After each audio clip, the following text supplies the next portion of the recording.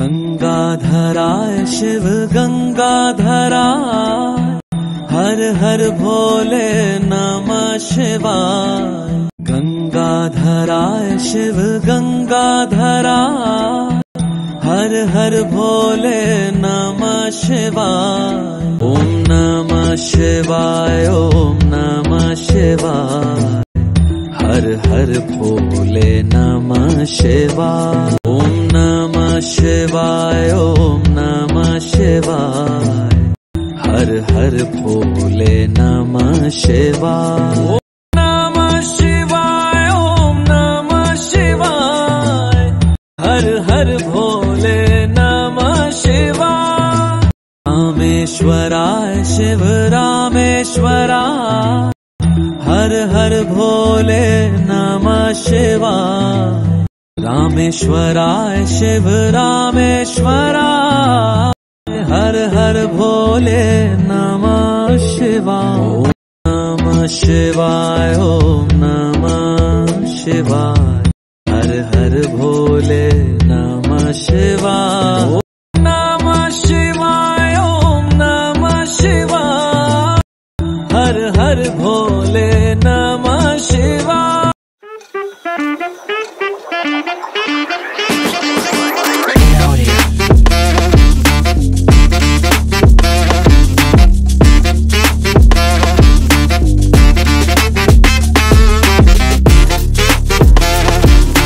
High everyone, welcome back to my blog. आज के hello Shravan मासेर second सोमवार। तो তোমরা এর আগের ভিডিও ক্লিপিংসগুলো দেখেই বুঝতেই পারলে যে আমি বাড়িতে পুজো করেছি। তো বাড়িতে আমি প্রত্যেক সোমবারই পুজো করি। তো শ্রাবণ মাসের পুজোটা খুবই স্পেশাল। আর স্পেশালভাবে পুজো করেই বেরিয়ে পড়লাম অনেক দিনের ইচ্ছা পূরণ করতে। আমার বেশ অনেক দিন থেকে ইচ্ছা ছিল যে ভূতনাথ বাবার মন্দিরে আমি যাব। তো শ্রাবণ মাসের দিনটা ঠিক করেছিলাম এবং সোমবার। তো ফাইনালি আজকে বেরিয়ে পড়লাম দুটো মন্দিরে যাওয়ার জন্য। এক হচ্ছে ভূতনাথ বাবার মন্দির আর দুই হচ্ছে মোটা মহাদেবের মন্দির। আর সেগুলো তোমাদের সাথে শেয়ার করব। তোমরা যারা ভূতনাথ মন্দির আর মোটা মহাদেব মন্দিরে যেতে পারোনি তারা আমার ভিডিওটা দেখো, খুব ভালো লাগবে। আর দেখো, কথা বলতে বলতে আমি কেমন গাড়িতে বসে নেল পলিশও পরে নিলাম। সবুজ নেল পলিশ তো পরবই, কারণ শ্রাবণ মাসে সবুজের ছোঁয়া তো থাকতেই হবে। আর আমি সবুজ শাড়ি পরি, কিন্তু আজকে আমি এই শাড়িটা পরেছি তার কারণ এই শাড়িটা আমি অনেকদিন আগে কিনে রেখেছিলাম ভূতনাথ মন্দিরে যাব বলে। তো আজকে ওই নতুন শাড়িটা পরেই গেলাম। আর তার সাথে আজকের লুকটা হলো মহাদেব স্পেশাল রুদ্রাক্ষ, রুদ্রাক্ষের হার, রুদ্রাক্ষের কানের দুল, রুদ্রাক্ষের হাতের ব্রেসলেট, সবই। মানে আমাকে দেখে সবাই বুঝতেই পারছিল যে আমি মহাদেবের পুজো করতেই যাচ্ছি। তো দেখো, চলে এসেছি আমরা নিমতলায় ভূতনাথ বাবার মন্দিরে। এটা হলো গেট। গাড়ি পার্কিং করে আমরা ঢুকে পড়লাম গেট দিয়ে। আমরা চলে এসেছি এখন ভূতনাথ মন্দিরে। গেটে দুর্দান্ত সাজিয়েছে একটা লাইট দিয়ে, কিন্তু সন্ধেবেলায় হলে দেখতে পেতাম। বড় একটা গেট করেছে আর এখানে সব মানুষজন যাচ্ছে পুজো দিতে।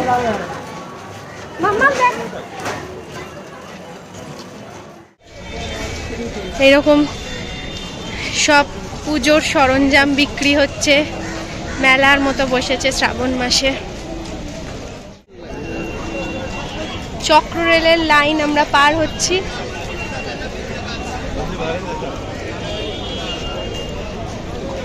এই শ্মশান কোনটা?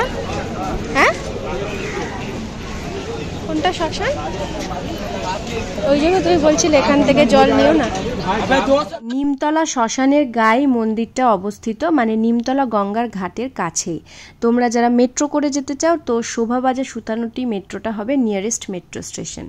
তো মন্দিরে যেতে যেতে এই ইচ্ছাটাও পূরণ হয়ে গেল। অনেক দিনের ইচ্ছা ছিল যে ভূতনাথ মন্দিরে যখন যাব তখন এই রকম মহাদেবের তিলক করব।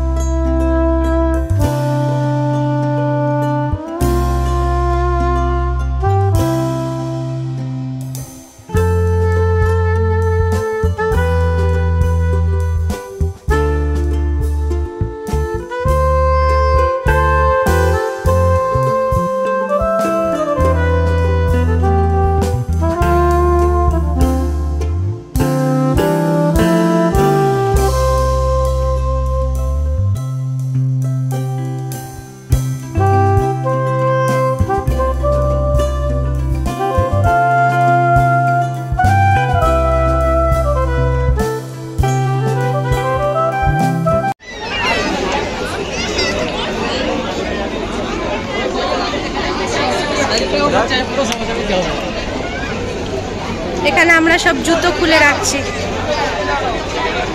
মনে মনে কিন্তু খুব ভয় ছিল যে যাচ্ছি শ্রাবণ মাসের আবার সোমবার, এত ভিড় হবে, ঠিকমতো যেতে পারবো তো, সঙ্গে আবার বাচ্চা আছে, ঠিকমতো পুজো দিতে পারবো তো। তো ওম নমঃ শিবায় বলে বেরিয়ে পড়েছিলাম। যা ভেবেছিলাম তার কিছুই ভিড় নয়। যেহেতু দুপুরবেলা এসছিলাম তাই ভিড়টা অনেকটাই কম, সন্ধেবেলায় হয়তো ভিড় অনেক হবে। আর দেখো কি সুন্দর করে সাজানো, পুরো মেলার মতো, মনে হচ্ছে একটা ফেস্টিভ্যাল, মহাদেবের ফেস্টিভ্যালই বটে। তো এটা হলো মন্দিরের সামনের গেট। কতদূর আমাকে ভিডিও করতে দেবে, ক্যামেরা করতে দেবে আমি জানি না, যতদূর করতে দেবে আমি তোমাদের জন্য করে যাচ্ছি। এই দেখো শ্রী শ্রী ভূতেশ্বর মন্দির, এটা হলো মন্দিরের একদম এন্ট্রেন্স। আর তোমরা মাপাইকে দেখেছো? মাপাইও কিন্তু এই নতুন জামাটা কিনেছিল ভূতনাথ মন্দিরে পরে যাবে বলে, আবার সবুজ রঙে, নিজে নিজেই পছন্দ করেছিল জামাটা কেনার সময়। ভালো করে দেখো, মন্দির থেকেই তোমরা গঙ্গাকে দেখতে পারবে। এই দেখো একদম মন্দিরের ধারেই গঙ্গা, কি সুন্দর দৃশ্যটা। এরপরেই আমাকে আর ভিডিও করতে দেওয়া হলো না। আমাদের পুজো দেওয়া হয়ে গেছে। দেখো আমার মুডটা প্রচণ্ড অফ, তখন আমি মনে মনে খুব কাঁদছিলাম, তার কারণ আমার পুজো দিয়ে একদম পোষায়নি। মহাদেবের কাছে আমি যেতেই পারিনি। অনেক দূরে এরকম চ্যানেল করা রয়েছে, সেখানেই মহাদেবের মাথায় জল ঢালতে হবে, মানে ওই জলটা, দুধ, তুমি যা যা দেবে সেটা ওই চ্যানেল দিয়ে গিয়ে অনেকটা দূরে গিয়ে মহাদেবের মাথায় পড়ছে। আর সামনেই একটা ডিজিটাল স্ক্রিন রয়েছে, সেখানে তুমি দেখতে পারবে। তো যাই হোক, যেরকম নিয়ম, ভিড়ের মধ্যে আর কিছু করার নেই। এই রকম প্যানেলের মতো করা রয়েছে, আর সেখান দিয়ে সবার জল, গঙ্গা জল, দুধ পড়ছে। তোমাদের জন্য দেখো আমি ভূতনাথের শিবলিঙ্গের ছবিটা শেয়ার করলাম যাতে তোমরা দেখতে পাও। সো ভূতনাথ মন্দিরে পুজো দেওয়ার পরেই আমরা চলে এলাম মোটা মহাদেবের মন্দিরে। মোটা মহাদেবের মন্দিরটা ভূতনাথ মন্দিরের একদম কাছে অবস্থিত। ভূতনাথ মন্দিরের উল্টো দিকের অলিগলি রাস্তা দিয়ে কাউকে জিজ্ঞাসা করে তোমরা চলে আসতে পারবে মোটা মহাদেবের মন্দিরে। এসে দেখি মহাদেবকে দর্শন করার জন্য গলিতে বেশ লাইন পড়েছে। এত সুন্দর, এত পুরনো একটা মন্দির, তুমি বুঝতেই পারবে না একটা ছোট্ট পাড়ার মধ্যে কেমন সুন্দরভাবে রয়েছে।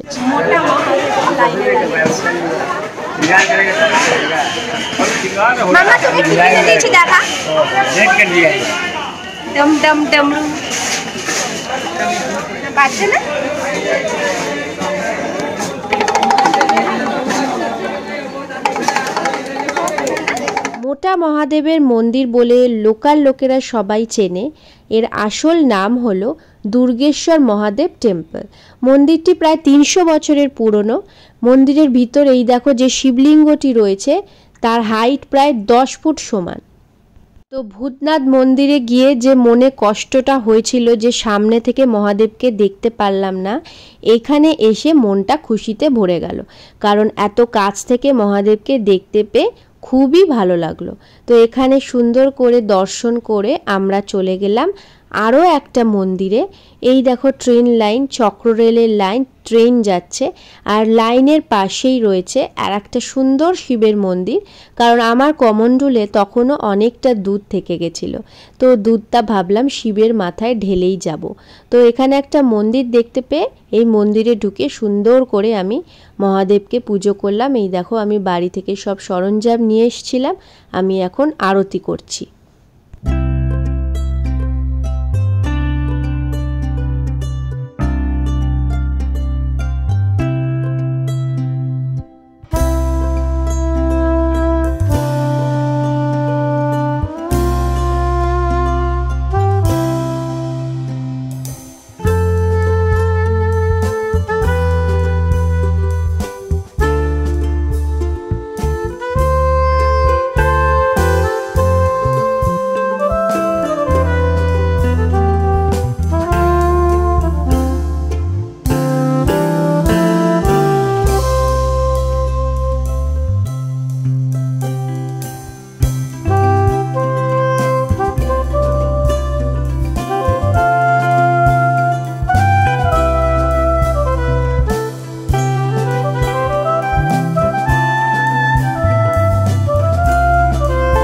তারপরেই চলে এলাম আমরা নিমতলা গঙ্গার ঘাট।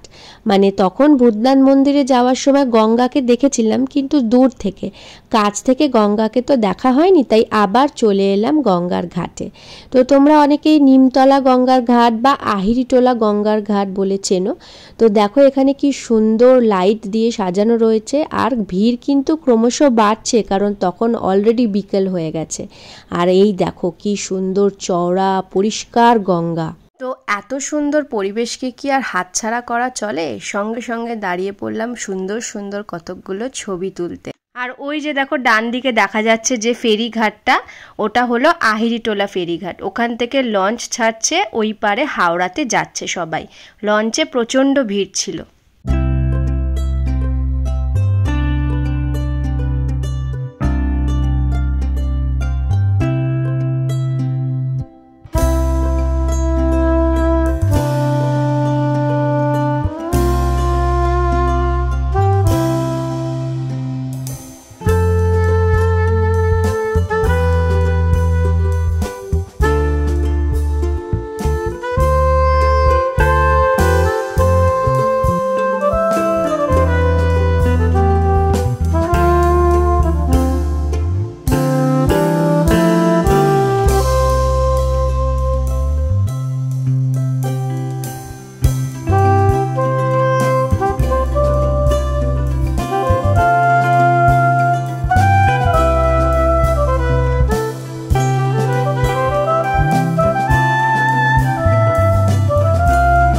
এইভাবে শ্রাবণ মাসের দ্বিতীয় সোমবার দারুণ কাটলো।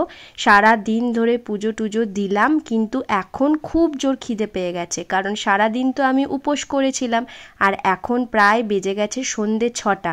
তাই আমরা ঠিক করলাম মিষ্টির দোকানে দাঁড়াবো, মিষ্টি টিষ্টি চা টা খেয়ে তারপরে বাড়ি যাব। বাড়িতে গিয়ে রাতে খাবো সাবু মাখা।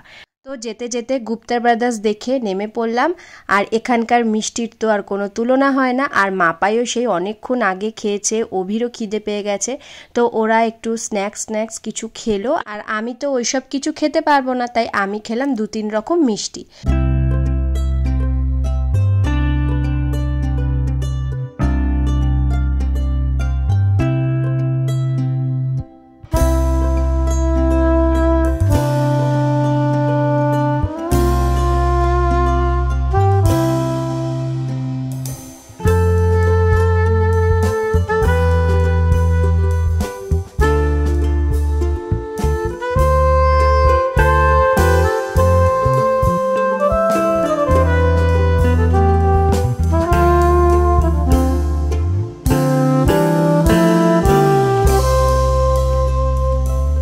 গুপ্তা ব্রাদার্সে কচুরি শেষ, তাই আমরা চলে এলাম শর্মা টি হাউসে। ওখানে ওরা দুজনে কচুরি খাচ্ছে, আর আমি খেলাম শর্মা স্পেশাল কেসারওয়ালা চা। আমি এমনি চা খাই না, মানে বাড়িতে শুধু এমনি সন্ধেবেলায় র চা বা গ্রিন টি খাই, কিন্তু এখানে আমার খুবই ইচ্ছা হলো কেসার চা খেতে। তো আমি দাঁড়িয়ে দাঁড়িয়ে মাটির ভাঁড়েতে চায়ের আমেজ নিচ্ছিলাম, আর তার সাথে সাথে ভিডিওটাও শেষ করছি। তোমাদের ভিডিওটা যদি ভালো লেগে থাকে তাহলে লাইক করে দিও, চ্যানেলকে সাবস্ক্রাইব করে দিও। যারা ফেসবুক থেকে দেখছো তারা প্রোফাইলকেও লাইক ফলো করে দিও। দেখা হচ্ছে খুব তাড়াতাড়ি আবার একটা নতুন ভিডিওর সাথে। Tata, bye bye.